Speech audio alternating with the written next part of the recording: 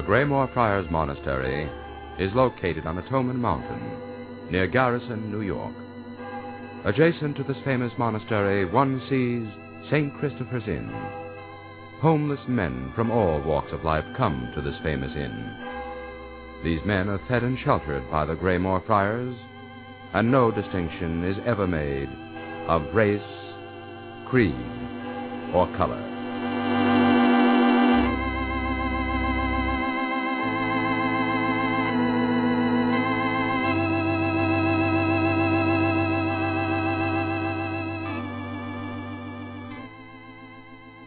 You're invited to listen to another chapter of the dramatized story, The Life of Christ, brought to you transcribed each week by the Greymoor Friars, who offer this series with a prayerful hope that this vivid portrayal of the life of Christ will help to awaken in you a deeper personal love of God and a firm determination to strive to prove that love in your daily life.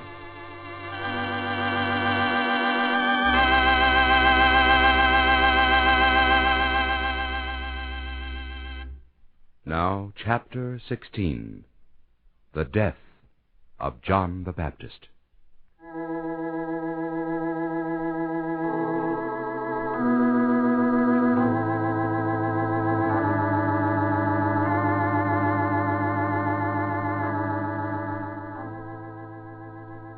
During the many months that Jesus was preaching in Galilee and elsewhere, John had been imprisoned in the fortress palace of Machaerus. He had been visited by his disciples, who reported to him how Jesus was curing the sick, driving out devils, and preaching the Word of God. To reassure his own disciples, John had sent messengers to Jesus to ask if he were the one John was sent to announce. And Jesus had, as was his custom, let his actions stand as the proof of who and what he was. Herod Antipas, tetrarch of Galilee, had been a frequent visitor of John's cell, and it was thought by many in his palace that Herod was coming under John's influence.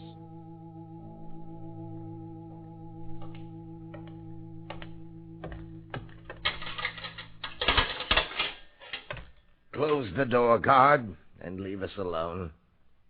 I'll call you when I want you. Yes, ma'am. Spies. The place is full of spies, ready to run to Herodias and whisper in her ear every time I visit here. Now let them. You're my prisoner, and I am lord of the palace. If I wish to talk to you, it's no concern of hers or anyone else. People have no love for me, or I for them, so why should I bother to please them? It is because you've taken your brother's wife that you offend them. Philip was only my half-brother, a shiftless fellow who wasted his life in Rome. He could do nothing for Herodias, or for her daughter Salome. The offense was double in that you are lawfully married to the daughter of King Aretas. She deserted me. She came here on some pretext and then fled to her father. That was when she learned you were planning to bring your brother Philip's wife to take her place. Enough of this. You've lived as a hermit all your life. You know nothing of the world or all the deeds that men must do to get along. But I must rule a kingdom filled with people and deal with rulers who are no better than myself. Oh, you fanatics are all alike.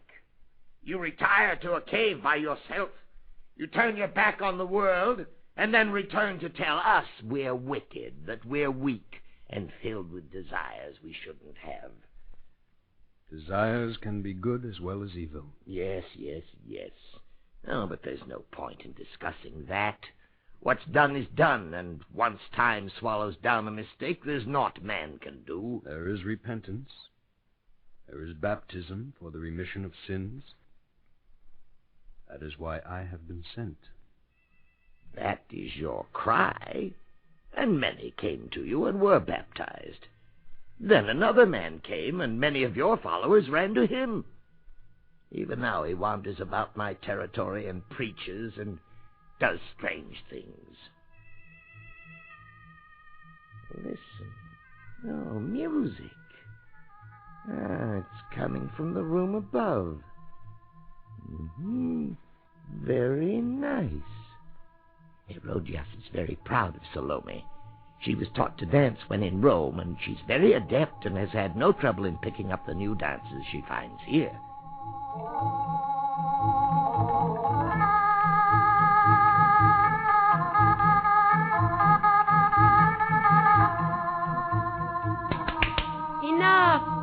Enough, Salome. No, Mother.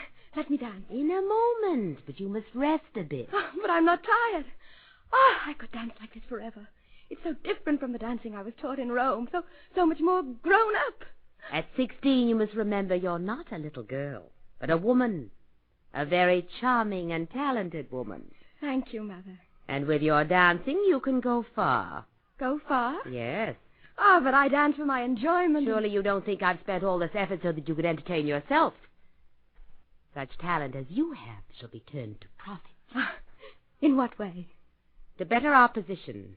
Better our position? To influence men to give us what we want. Men hold the power in this world, but a beautiful and charming woman, like yourself, can do with men pretty much as she chooses. I know that, Mother. Herod always gives in to you. There is one thing I want that she hasn't given me, but that's not your concern. Now I must tell you what's going to happen on Herod's birthday. What? What, Mother? You will dance for his guests at the royal banquet. Oh, Mother. Oh, do you really mean it? You'll let me do that? I insist upon it.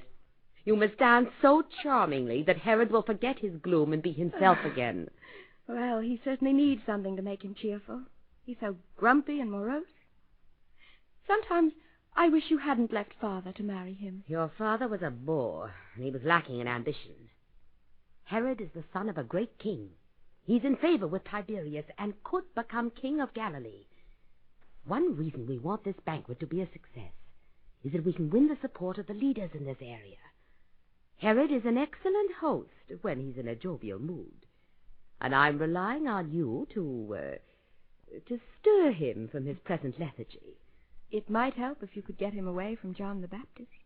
Is he with him again? I think so. I saw him going in that direction. You run through that dance once more.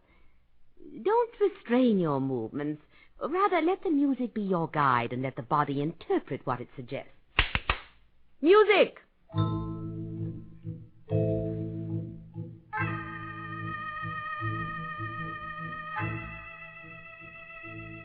Let your body weave to the music. That's right. Now you've caught it. You continue. I must see what that fool's doing in the cell.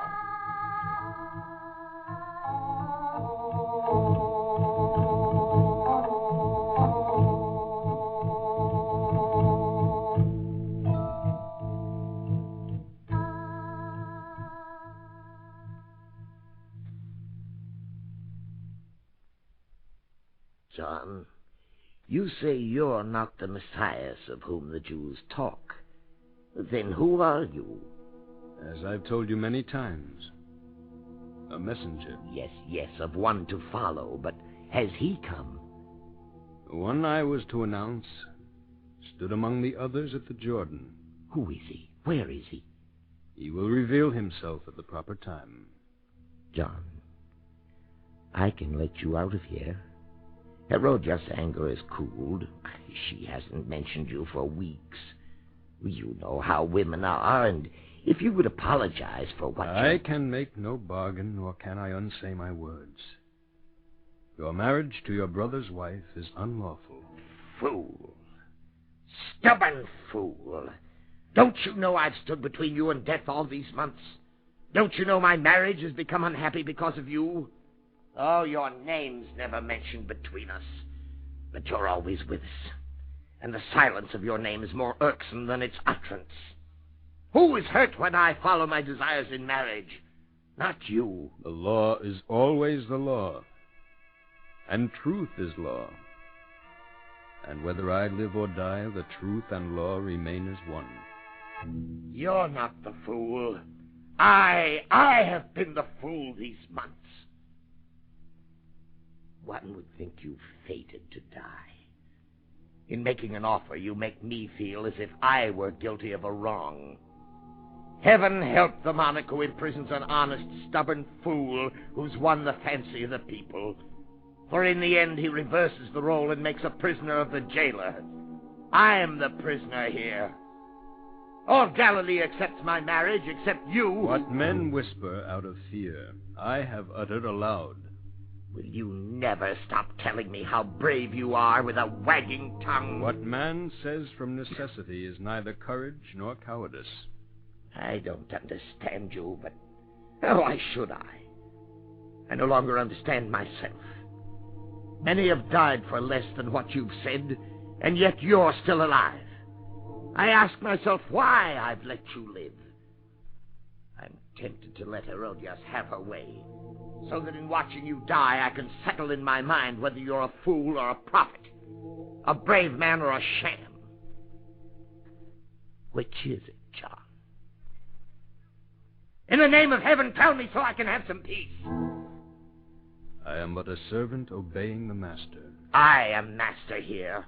Jailer, not master. I can destroy you by a word. Only my body, not my soul. Let me out of here! Jailer, open this door! Cursed be the day I met you, John. Cursed be the woman who bore me to meet you. Jail cursed! May a serpent strike me if ever again I set foot in your cell. Guard! Yes, master. Under pain of death, never unlock the door for me again to see this man. For should I ask it of you, I'll be stark mad.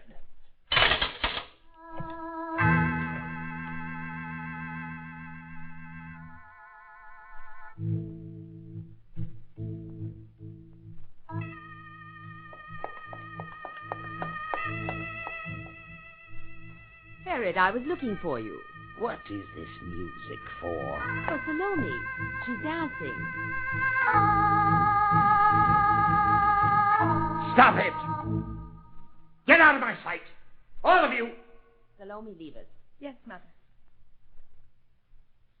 Oh, Herod, what is the matter with you? Do you realize your birthday banquet's a week off? What kind of a reception will it be with you as sullen as a sick camel? Dancing music. I've no stomach for trivialities. I've weighty matters. You've been with John the Baptist. I can always tell. Woman, didn't I tell you not to mention that name again? Hear me out. I'm not going on about the man when the very mention of his name upsets you so. Can I be sure of that? Of course. He's not worth quarreling about. Do you mean you've forgotten what he said? No, but I must bow to your will. You swore you'd have his head. My foolish husband. Don't you know women say things in anger and cling to them through pride? I'm glad to hear you speak like this. Perhaps now we can discuss the practical aspects of my situation. I've no fondness for the man, but others have. His death might be a signal for an uprising. You'll not free him? And let Pilate march in on the excuse that treason is condoned in Galilee? Then let him stay where he is. No. I've thought of a better plan. Tell me this plan. I'll write a letter to Pilate, friendly in tone, and tell him a dangerous fanatic has been captured, but since he came out of Judea, perhaps Pilate might want to deal with him. Yes. Make an example of him to disparage others. Pilate will be flattered that I recognize his authority, and I'll be rid of John without antagonizing his followers. Pilate will have to arrest him, perhaps execute him. And if he does, I can make capital of it by turning John's disciples against Pilate. Oh, an excellent plan. You really think so? I do indeed. A masterpiece of diplomacy. Then I'll go and write the letter and get it off tonight.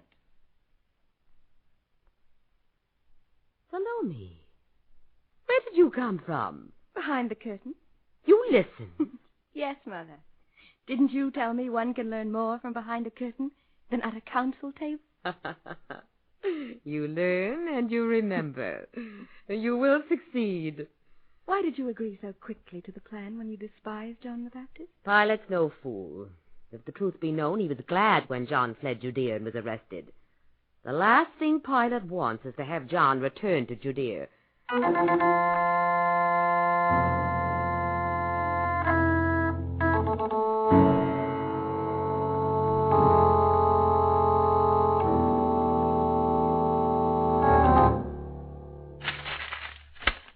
The hypocrite. Bad news, Herod. Pilate. He appreciates my generous offer to deliver John the Baptist and recognizes the spirit which prompts it. Then he refuses? The lying dog says he was ready to arrest John, but accuses me of offering a refuge. He ends by saying I'm in much better position to handle events which took place in my own territory. Oh, don't let it upset you. John can do no harm where he is, and you can report to Tiberius that you made a friendly gesture to Pilate and he spurned you. You may be sure I will do just that.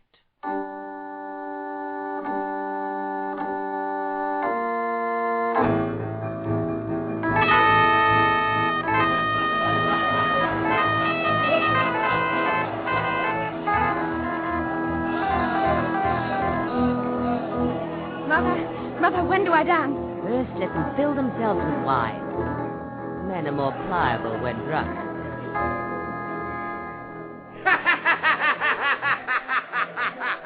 Listen to him laugh. Been months since he so much as smiled. Now, get ready. Dance about the room, give no one man special attention, yet smile at each one as if it were meant for him alone. Start slowly, and merely suggest at first. But as you continue, throw off restraint and blend your body to the music. It will increase in tempo. After the first few moments, subtlety is not desired. They're too drunk to appreciate anything but the obvious. Are you ready? Yes, Mother.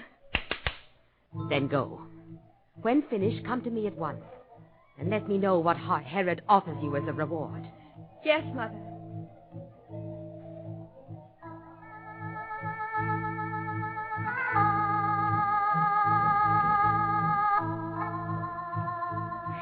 Beautiful. What grace. Like a willow in the wind. Who is she? My stepdaughter, Salome.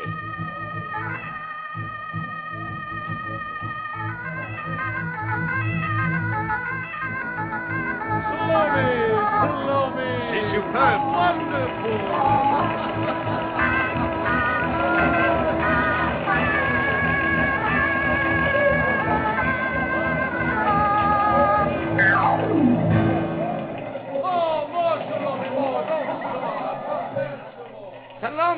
Salome! Yes, Father? I'm well pleased with you. Oh, is that all, Antipas? A reward for such dancing. Something worthy, Antipas. A queen's reward. She'll name her own Oh, reward. she's but a child. She'll ask for a trinket. You'll get off cheaply. No. Salome, whatever thou dost ask, I will give to thee. On my head I swear it, even though you ask for half my kingdom. Well said, Antipas, well said. I don't know what to ask for. Give me a moment. I will ask my mother.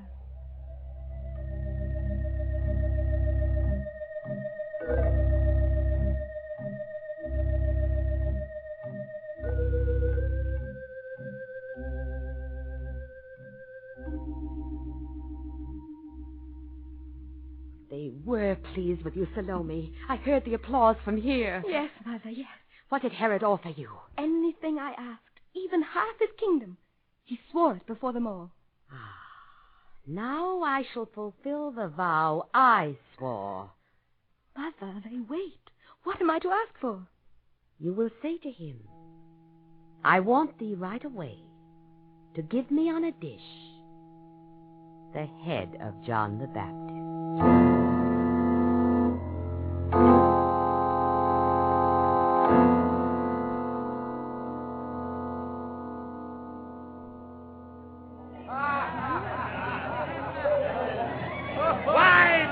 Wine, servants, more wine. Father? Ah, So you've made up your mind? Yes. I know what I want. Attention! Salome has come for her reward. Well, girl, what's it to be? Oh, half my kingdom. I want thee to give me, right away, on a dish, Yes, what is it? the head of John the Baptist. What are you saying? I want thee to give me on a dish the head of John the Baptist. It's your mother. It's your mother asking. No, I wish it too. You promised me. I heard you swore it. Anything's he asked. Oh, you get off cheaply. What's a head, more or less, huh? Bear witness, then. The Tetrarch of Galilee keeps his promise. Guard! Go to the dungeon. Cut off the head of John the Baptist. And bring it to me Father, on a silver dish. on a silver dish.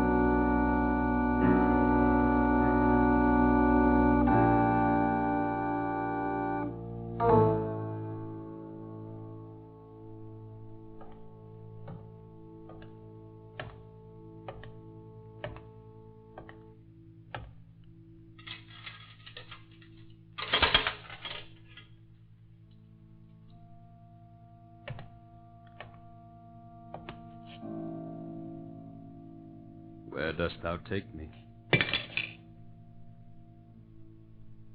You dropped the silver dish. Here. The silver's soft. It dents easily.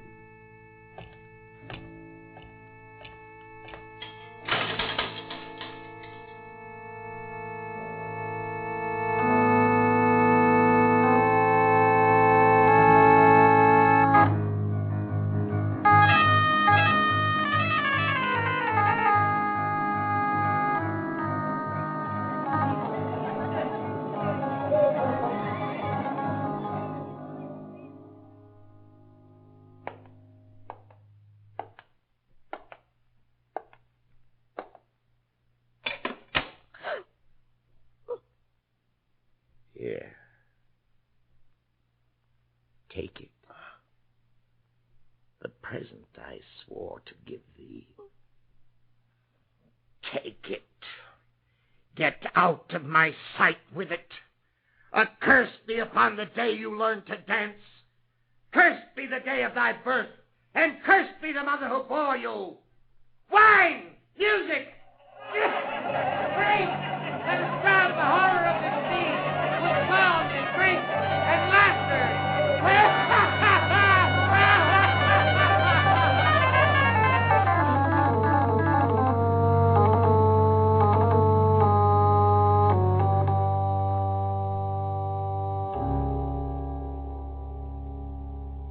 Here, Mother, I bring thee that for which you